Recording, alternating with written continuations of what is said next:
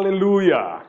Shalom dan salam bahagia. Kita berjumpa lagi di TV Pantai Costa dengan tema Tuhan menggendongmu. Puji Tuhan. Berarti kita penting dan istimewa di hati Tuhan. Kita akan lihat 7 poin satu persatu.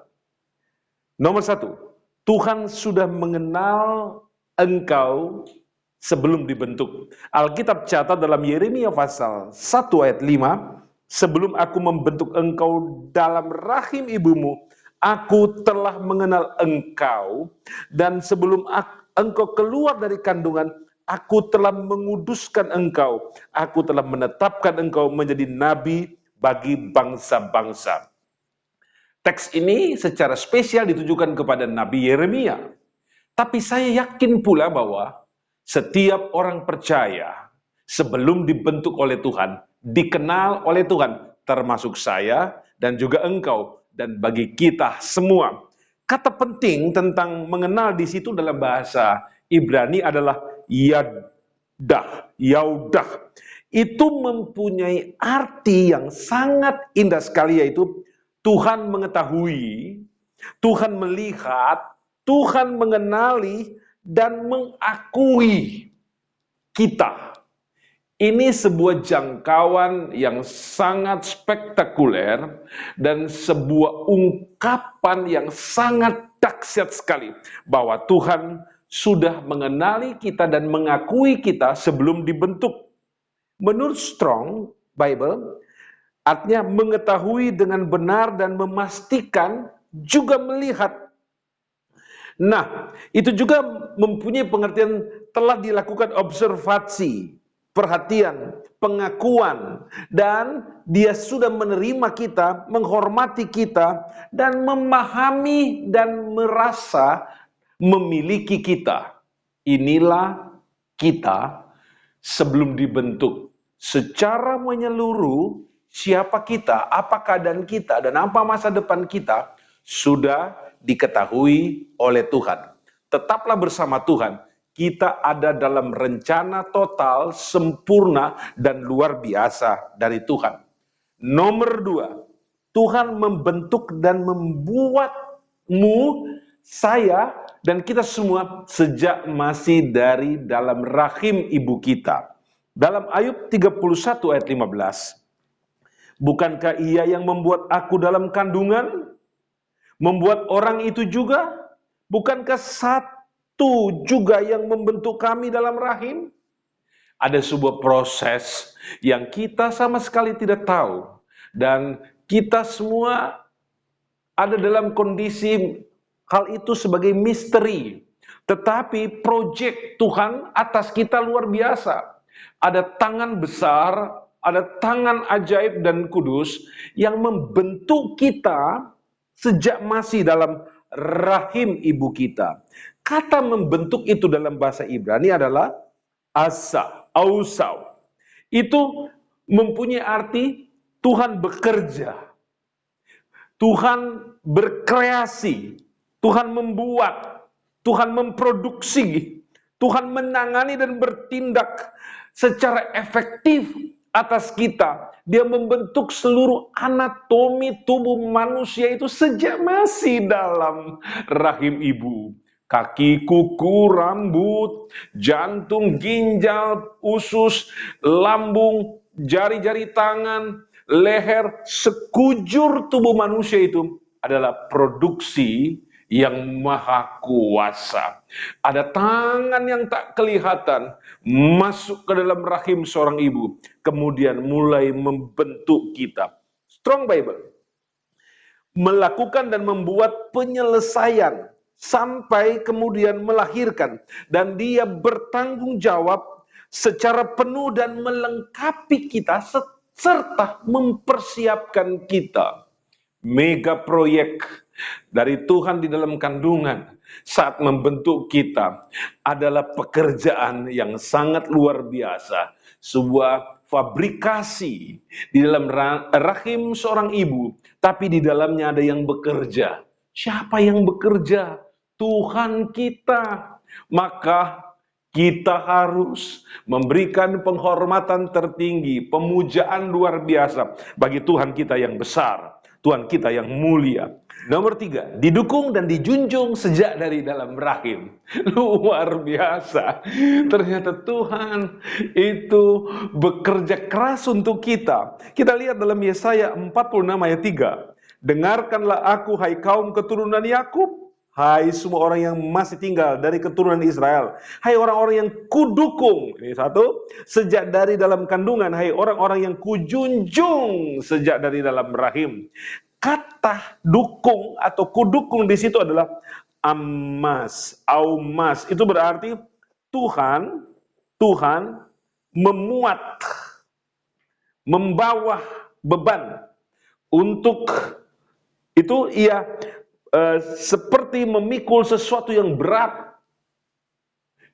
Dia membawa kita sebagai satu beban yang harus diperjuangkan. Karena kita manusia bagi Tuhan itu bernilai sangat tinggi. Sampai-sampai dia dukung kita. Seperti seorang ayah mendukung anaknya di atas pundaknya. Begitu Tuhan masuk dalam rahim ibu dan kemudian mendukung kita. Kita dijadikan istimewa, luar biasa. Dan kata kedua adalah kujunjung sejak dari rahim. Kata junjung di situ adalah nausa. Kata nausa itu adalah mengangkat. Ya, kalau dalam bahasa kita dijunjung berarti ditaruh di atas kepala. Sejak masih dalam kandungan, kita sudah dijunjung oleh Tuhan. Ditaruh di atas kepalanya Tuhan. Seperti mahkotanya Tuhan. Sejak masih dalam kandungan ternyata kita adalah mahkotanya Tuhan. Sedangkan mahkota kita tahu ditaruh di atas kepala. Kita lebih daripada emas. Bernilai sangat tinggi. Kemudian, itu juga berarti dia membawa, mengambil, menanggung kita, mendukung kita, menopang kita, dan membantu kita. Tuhan bekerja keras agar supaya kita bisa menjadi manusia hebat. Karena sejak di dalam kandungan, kita memang sudah manusia hebat. Dia mengangkat, meninggikan kita. Dia taruh di atas kepala kita. Dalam Strong Bible, itu dia meninggikan kita. Itu yang ketiga. Sekarang nomor 4. Tuhan yang mengeluarkan kita dari dalam kandungan. Jadi Tuhan yang menjadi dokter yang mengeluarkan kita dari rahim ibu. Tuhan yang menjadi bidan yang mengeluarkan seorang manusia dari kandungan ibunya. Kita baca dalam Mazmur 22 ayat 10. Ya Engkau yang mengeluarkan aku dari kandungan, Engkau yang membuat aku aman pada dada ibuku. Ada dua hal penting di sini. Yang pertama, Tuhan yang mengeluarkan kita dari kandungan atau rahim seorang ibu. Ini adalah pergulatan mati hidup seorang ibu. Tetapi dalam proses melahirkan itu, ternyata ada tangan Tuhan yang mengeluarkan kita dari kandungan ibu. Jadi proses melahirkan seorang ibu adalah sebuah proses campur tangan Tuhan. Dalam bahasa Ibrani disebut giyak atau goach. Kata goach itu adalah untuk melahirkan, menyembur keluar, atau mengeluarkan seorang bayi, menarik seorang bayi untuk keluar dari dalam rahim ibu. Ini adalah tugas dari bidan, mengeluarkan dari dalam rahim. Dan ternyata ini dikerjakan oleh Tuhan untuk kita, sehingga kita terlahir selamat dan terlahir diberkati. Dan kemudian ada kata yang penting di situ, ditaruh pada dada ibu. Kata dada itu ditulis dalam bahasa Ibrani bukan dada tapi shad atau shot. Kita kenal kata El Shaddai. Tuhan adalah menjadi penjamin, penolong, menjadi air susu, tempat bersandar seorang bayi. Kata shad itu berarti buah dada atau payudara seorang ibu yang berisi penuh dengan air susu yang menjadi makanan dan sekaligus vitamin dari seorang bayi. Jadi, di sini kita lihat Tuhan membuat kita bersandar pada dada ibu supaya kita mendapatkan vitamin, mendapatkan kehidupan dan memperoleh pertumbuhan. Artinya di sini adalah Tuhan menjamin kehidupan kita sampai batas mana kita diperkenankan oleh Tuhan hidup. Nomor 5, kita adalah milik pusaka Tuhan. Mazmur 127 ayat 3. Sesungguhnya anak-anak lelaki adalah milik pusaka daripada Tuhan, dan buah kandungan adalah suatu upah. Setiap anak-anak yang terlahir itu mendapatkan posisi sebagai milik pusaka Tuhan. Bukan cuma anak laki-laki, tapi juga anak perempuan. Kita akan lihat dalam bahasa Ibrani tentang pusaka itu, yaitu nachalah. Nachalah itu adalah kepemilikan, properti, warisan. Jadi kita ini adalah warisan Tuhan. Warisan dan kekayaan Tuhan, properti dan kepemilikan yang sangat berharga. Itulah kita, manusia. Kita sedang diberkati Tuhan dengan cara yang luar biasa. Nomor 6, masa kecil kita digendong oleh Tuhan. Markus pasal 9 ayat 36 berbunyi, maka Yesus mengambil seorang anak dan menempatkannya dia di tengah-tengah mereka. Kemudian ia memeluk anak itu dan berkata kepada mereka. Kata memeluk di situ adalah enak kalizomai. Itu berarti merangkul, menaruhnya di atas paha dan kemudian merapatkannya di dada supaya si anak bisa merasakan degup jantung Yesus dan Yesus bisa merasakan degup jantung si anak. Terjadilah chemistry, kasih, ada pelukan hangat, dan pelukan Yesus menciptakan rasa aman, tentram, damai dan bahagia bagi seorang anak. Tak cuma sekedar memeluk, Yesus memberkati anak-anak itu. Ada satu kata penting di sana, digunakan kata eulegeo, yaitu di dalam ayat itu mempunyai pengertian Yesus melakukan pemberkatan, eulogeo, yaitu Yesus memuji. Yesus merayakan dengan pujian dan memberi berkat, menguduskan dengan doa yang khusyuk, berdoa dan memberkati seseorang dengan ucapan-ucapan berkat. Jika Yesus memeluk kita, itu berarti dia sedang membagi berkat. Dia sedang mengalirkan berkat. Dengan penumpangan tangan, berkat tercurah atas kehidupan kita. Nomor 7, masa tua digendong oleh Tuhan.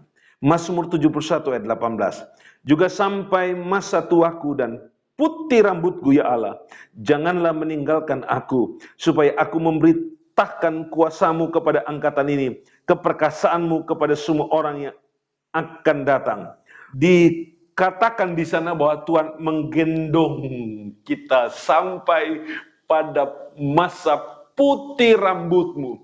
Sesuatu keajaiban yang sangat dahsyat. Ternyata sejak masih dalam kandungan sebagai bayi, bakal bayi, kita sudah digendong. Sampai pada masa tua pun kita masih digendong. Kata itu digunakan kata saubal. Itu berarti menanggung, memikul, membuat dirinya Tuhan itu, Tuhan membuat dirinya itu untuk memikul kita sebagai beban. Sebagai beban. Dan dia membawa kita. Walaupun berat, dia tetap menanggung kita. Dalam banyak masalah, dalam banyak kesukaran, penderitaan, dan pergumulan, ada Tuhan yang menggendong kita. Itu berarti semua pergumulan, persoalan, permasalahan kita digendong oleh Tuhan. Dalam sakit, dalam masalah apapun juga, maka sakit kita dan juga penderitaan hebat yang kita alami, tetap hal itu digendong oleh Tuhan. Haleluya, Tuhan tidak akan mungkin membiarkan kita. Dia akan tetap beserta dengan kita. Immanuel, Tuhan Yesus memberkati dengan berkat yang paling dahsyat dan luar biasa. Haleluya, amin.